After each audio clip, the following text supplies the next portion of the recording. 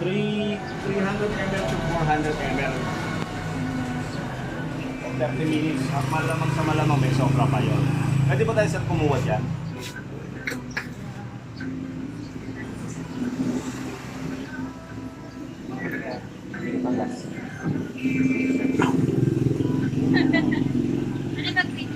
Pwede pa. Pwede pa. Pwede pa, tama-tama. Bago ang lahat, ako nga pala si James Reid. Si Bagal pa. Uy.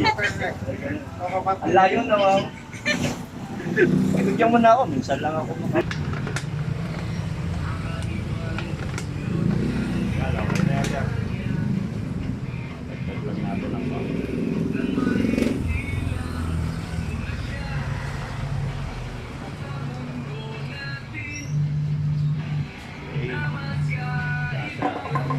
Yan ang yung una natin, yung gasolina. Next naman sir, ito sir yung 44K carbon cleaner. Ibig sabihin nito yung magtatanggal ng mga carbon deposit sa injector at sa combustion chamber. Kasi pati combustion chamber, yung mga carbon doon, kaya niya tanggalin at tatanggalin niya. So ang gagawin natin sir, bubuksan lang, tapos yan pasunod pakitusok na. Kasilyado pa yan. At itong video sir, yung 44K na yan, made in USA. So, product by US, manufactured by US. So, ito, dinala dito. Tapos yung kumpanya namin, siya nag-distribute ito. So, ngayon sir, ang ilalagay ko dito, kalahati lang. Hindi ko siya ilalagay ng buo. Bakit kalahati lang? Sir, ito kasi 44K na to. Itong 30 ml, puro to concentrate. Pwede mo siyang ihalo sa 8 litrong gasolina. At yung 8 litrong gasolina yun, pwede pang makalinis. So masyadong marami naman yung isa para dito sa mixture solution natin. Pero mamaya pagkatapos sir ng proseso natin ng FI cleaning, etong kalahati na natira, ilalagay pa natin sa gas tank. Para pag tapos na, pinaandar natin siya, tuloy-tuloy pa rin yung kanyang paglilinis. Malilinis pa niya yung fuel filter, fuel pump, mga fuel hose. At least, hindi kagad mamunga ng carbon deposit habang pinapaandar mo siya. Okay. Meron na siyang gasolina, meron na siyang 44K carbon cleaner solution. Ang next natin gagawin siya, ipipressurize natin, lalagyan natin siya ng hangin through compressor. Mga ilang PSI? Lalagyan lang natin siya ng 35 to 40 o kaya sa ganda. 40 hanggang 40 lang. Para lang maitulak niya yung laman papunta sa sir. Medyo dadami lang konti compare natin sa fuel pump. Fuel pump I think siguro mga nasa 12 to 15 siya. Yung may pinagamitan kasi yung kamay ko ang gamit-gamit maging nada. Ayan. So pag nailagyan natin ng hose sir, nabukas na doon sa compressor, ito sir yung control knob ng hangin natin. Tatakpan mo si boss. Ano lang tayo. Dami natin yung vlogger So ito sir ang control knob. Pag hinila mo na yan, mapipihit mo na yan. So pipihitan mo lang siya ng clockwise hanggang pumasok yung pressure. Makikita naman sa gauge na pumapasok na, tumataas na. Ngayon, pag nakuha na natin desired na pressure natin gusto natin, pipindutin lang natin siya, maglalak na yan, hindi na yung mapipihit. Etong hose na to sir, tatanggalin na natin. So hindi siya the whole time nakasaksak. So hindi siya makakaabala pag may ibang gawain na kailangan ng compressor natin. Ngayon, pag lumampas naman siya sa pressure na gusto natin, which is ang gusto natin 40, eto sa taas, release valve, pag pinundot mo yan, magre-release ng hangin. So pwede mo na makontrol dito para makuha mo yung pressure na gusto mo. Yan, 40. Okay? So ganun lang din ang pag-setup nga sir. Lagyan ng gasolina, carbon cleaner, hangin. So ang next na gagawin, i-connect na natin sir sa hose or sa injector. Pasuyo na lang sir, pwedeng pa.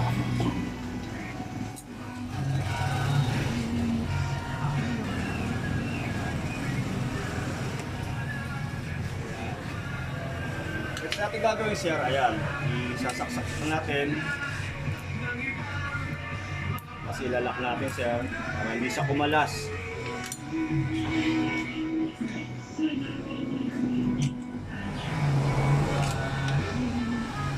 So yan sir, nakasaksak na. Ang gagawin natin sir, eto tatanggalin na rin natin itong sakit. Kasi ito, para hindi na siya magbuga. So, talagang ito na magiging source. Hindi papaanda. Ngayon sir, bubuksan ko na tong control knob dito para yung solusyon lumaloy na. Yan. So pag wala naman mga leakage ako nakita sir, pwede na lang start yan. Ngayon, pag i-start natin sir, depende sa condition mismo ng injector o ng combustion chamber. Minsan hindi ma-click. Minsan naman, pag umandar a few seconds, a few minutes, minsan namamatay-matay. Pero lahat yan lang yung normal lang. Kasi siyempre, may naglilinis siya, may paglilinis na nagaganap. Minsan, yung mga dumi, nakasabay pumunta sa butas. Pero habang dinadaanan ng solusyon natin na sir, yung mga dumi nyo, tatanggalin niya. Yung injector, papabalikin nyo sa dating buga, which is yung miss. Para pag miss siya, madali maka-create ng power pagdating sa combustion. At the same time, mas titipid ka sa gas. Okay? Pwede na natin start, sir.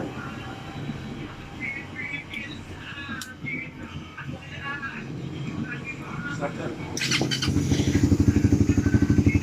Pag umandar na yan, sir, yun na, nag-uumpisa na ikinisa natin. Sabi ko nga, injector ako ng madadaanan, yun na lilinisin niya. Katapos niya, sir, siyempre, yung ating solution, mixture, pupunta sa combustion chamber, yun na maganda. Lilinisin niya yung combustion chamber, yung mga carbon doon. Ang ginagawa niya, sir, pinapaluwag niya sa muna sa pagkakaroon ng mga carbon. Dahan-dahan, pinupulpos niya, tapos susunogin niya. Kasi yung ating nilagay na solution na 44K, sir, malakas makasunog doon. Ganun ang pamamaraan niya para tanggalin yung mga carbon deposit. Sinusunog niya. Ano yun siya, ang dami yan, visible minsan, yung puso, maamoy ko rin. O gano'n. So para muna rin siyang i-refresh na walang baklasan. Advantage ito, wala ka masyadong binaklas, kaya rin lang. So sa oras, nakatipid ka na. At the same time, sir, maiwasan natin yung mga rings na pwedeng madamage. Hindi naman natin sinasabi madadamage siya. Pero possible kasi, pag pinaglas natin yan, may mga o-ring yan, may mga gasket yan, so possible madamage yun. So ganun pamamaraan, sir, maiwasan na natin. Kung baga, pinabasic natin, pinadali natin yung proseso para hindi na komplikado. Makatipid tayo ng oras. Kung baga yung oras natin, pagdating sa yapay, tipid na lang. Dali na lang natin oras natin sa ibang gawain. Tulad ng pagmamodify na bisikleta na ginawa natin ito pag ginagawa natin. Diba? So ganun lang yan, sir. Paandarin natin ito ng 30 minutes. 30 minutes or more. Lumampas sa kalating oras, walang problema. Kasi wala siyang overdose. Hindi makakasira o sa makakasama sa makina pag sumobra. Ngayon, sir, ito 40. Ayun. Ito naman, sir, pwede din naman sa mga carb type or non-injector. Ang gagawin mo lang, ipo-pour in mo na lang sa gasolina.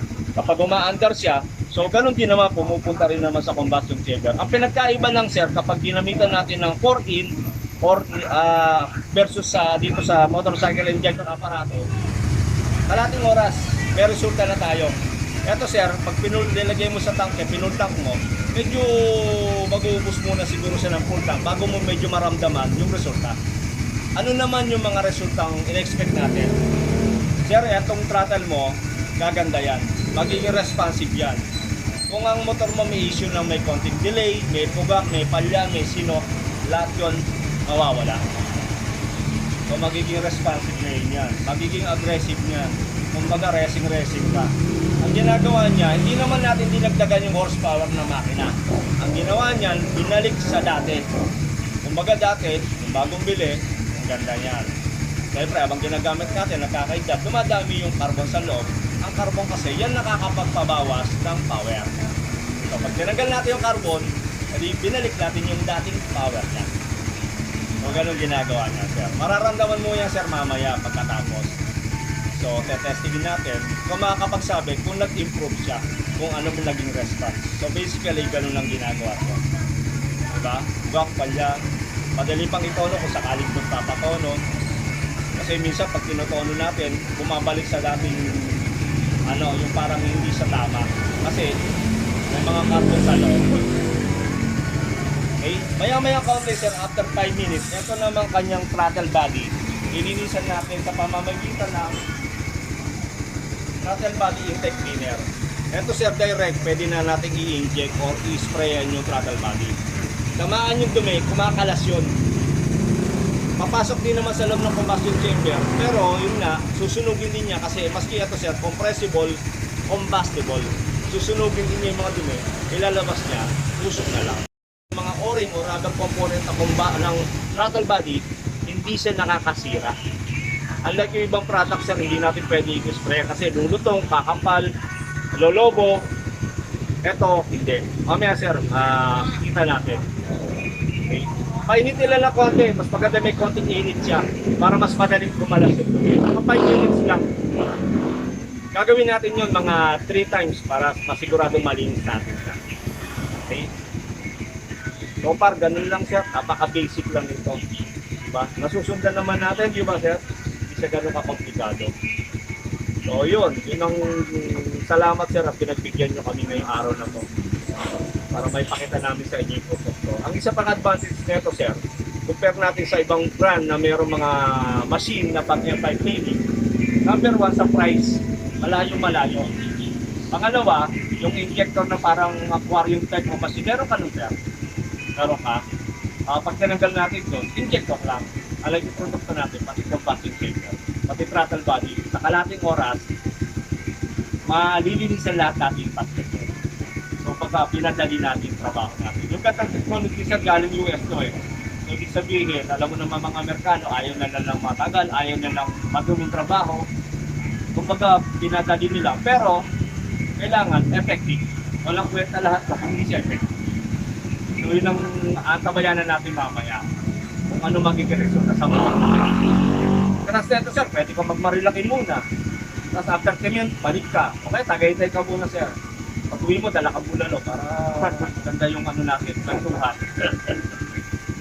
So mga sir, kung may mga question po kayo sir, wag lang sa math at saka sa love, wala akong alam dyan. Ano naman tayo eh, may tayo eh. Hindi mo ba hindi kagaya ng ibang brand. Kaya lang, medyo sa amoy, medyo mabaksik sa amoy no, sir. Medyo parang hindi ko gusto amoy. Pero hindi yung magbabakbak. Hindi kagaya ng ibang brand sir, di ba? Nagbabakbak, di ba? Wala gagamitin sa katawan sir ha. Inano ko lang, pinakita ko lang siya na hindi siya nakakasira ng oil. Kasi pag matapang ito, sobrang tapang. Babakbak. Pero pag sa dumi, tingnan natin sir. Ilawan mo nga brad. Ay, nakikita naman, ito maganda. Nakikita natin yung ano ni sir. Ay, oo, mas madali. Kung gagawin natin si shake lang. Ang importante lang dito sir, nakatayo. Maski nakatagilid, huwag lang siya yung naka-upside down kasi hangin na lalabas doon. Testo mo lang. Pag ito sir, in-spray ko, mamamatay ito automatic. Kung may mga dumil to, papansin mo sir. Papansin mo yung dumi sir. Kumakalas. Ngayon, dito na sa labas yan. Para may spray ako yung loob sir, habang patay siya, yung throttle niya, totodo ko lang. Para bumukas yung, ito, diba, butterfly. Para hanggang sa loob sir. Lalaro ko lang. Medyo gagano ko para tamaan yung taas.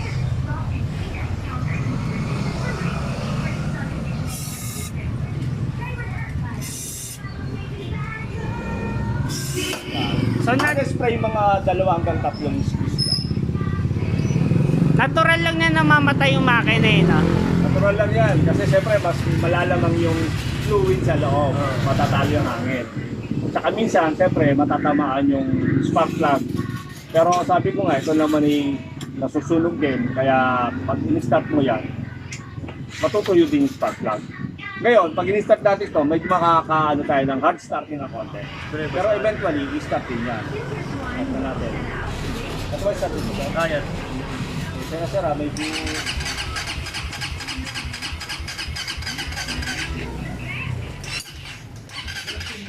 Wala nga siya. Kabisado mo. Hard starting na konti yan sir. Kasi mas dumami yung... Pero eventually, i-start din yan. Ang mga iba, pag talaga madumi yung throttle, dito sir makikita mo sa usok. Usok na yun. Usok. Pero hindi yung tuloy-tuloy. Kasi pag-start mo lang, siguro mga 2-3 seconds makikita mo. So sinulog yan yung ilalabas dyan. Kaya yung iba nag-worry, baka pumasok yung mga dumi sa loob, makagasgas ng cylinder. Pero hindi, susunugin niya anti-manog. Kaya linisan na nangyayari. Walang damage na nangyayari. Spray natin to, 2 pa. Diba? Wala nang baklasan. compressor. Sir, ilalagay na rin natin to. Kasi ito, pa-flashing. Pantanggal ng mga dumi, pati mga nasa gilid na tumigas na sa makina naman, para pag-drain niya ilabas. Ang gagawin lang natin, bubuhos natin, after 15 minutes, i-drain natin. So tama-tama, habang umaandar siya, sasabay na rin natin siya. Sir, pakitusok mo na nga dito. Kasama rin sa demo namin yan, sir. Sabi ko nga, pag pogi, libre. Pasok ka, sir. Sige, sir, buhos mo na. Natin to, sir. Dapat mo lang, sir, matatapat mo yung pangalan dito para for picture purposes. Yan.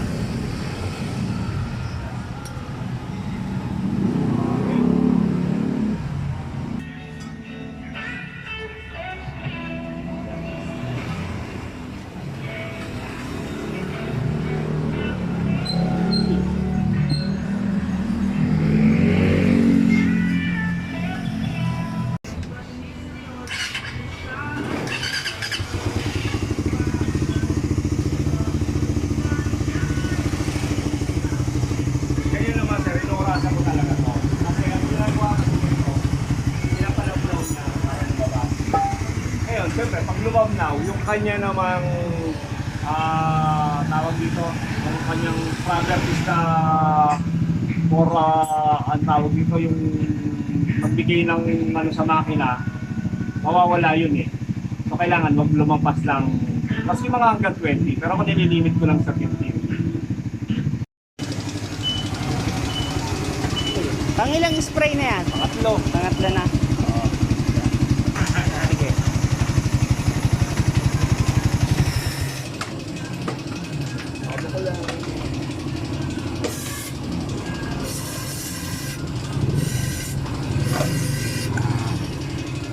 Video ba? Tak, sir.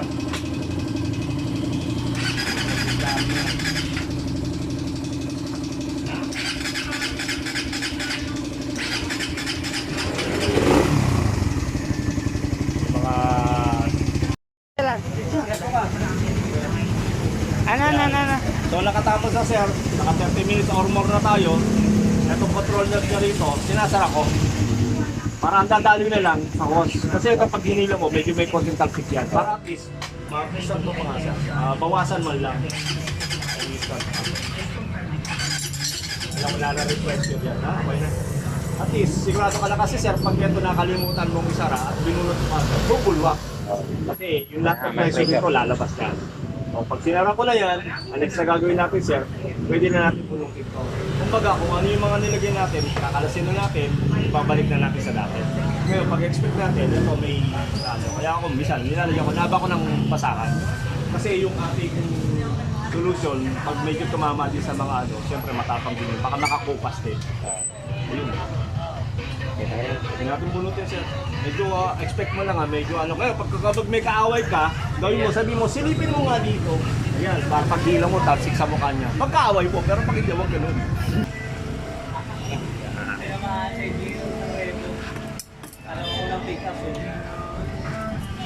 Hop. Buksan mo na lang yung ano, sir, tangke. Susunod na gagawin ko, sir, babalik ko na to para yung tira, yung sobra. Yan, yung bumuhos na yun, nandito na sa hose. Tapos bubuksan ko to, sir. Ayan pa yung mga sobra niya. Ay ilalagay pa natin. So walang sayang. Ito lang, medyo may kumakit sa... Tapos, pero pabot lang nung sa 40-40 na tira pa. Ito. Salam. Ito, sir, sobra pa kanina, lalagay pa natin. O yung kayo natira. Advisable, sir, kung sakali, pwede mo pa siyang ipultang para ma-maximize yung katitiran niya habang ginagamit mo siya. Naglilinis continuous. Diba? Para walang sayang. Kasi sabi ko nga sa'yo, sir, 8 litro ko. Kaya niya. Oo. So yung natirang yun, maski 4 na litro, ihalo pa natin, effective pa siya maglilinis. Ganun siya ka-concentrate, ganun siya ka-full. So basically, sa isang FI, ubos din siya. Pero kalakalahati. Yun. Tapos yung si sir, nilagyan namin ng pang-plastic, sir, doon sa kanyang langis.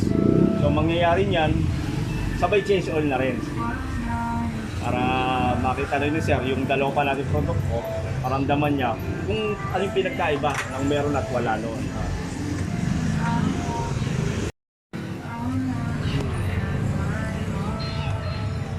Wala nga ba?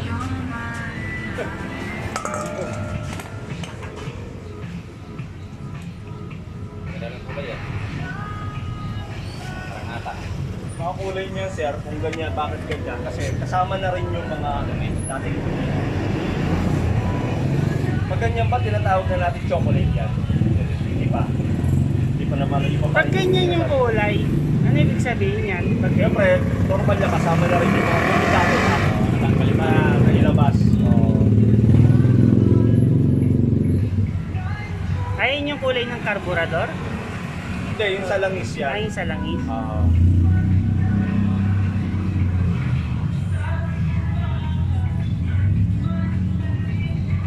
Para kumpleto yung ano natin, pag-empire sa combustion, pag-change. Na to, para ito na mismo yung bumapit muna sa mga bakal. Anong purpose niyan? Additives, enhancer, at saka metal protector. Para siya yung unang kakapit sana na. Siya unang magbibigay ng lubrication. Para yung mga friction, bakal to bakal o metal to metal contact, mas males yung friction.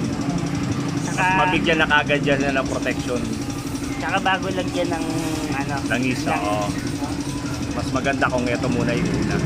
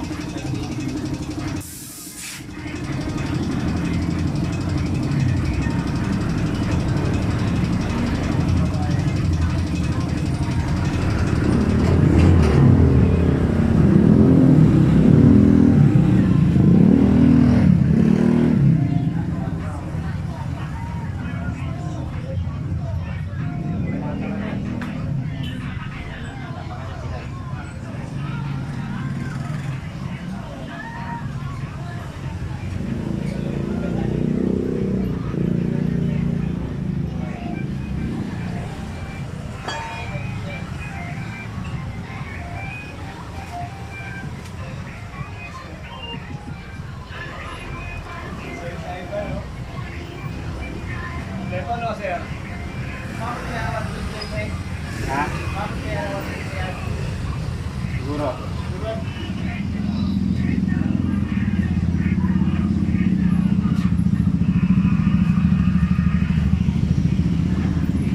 Ganda pang maintenance to, sir.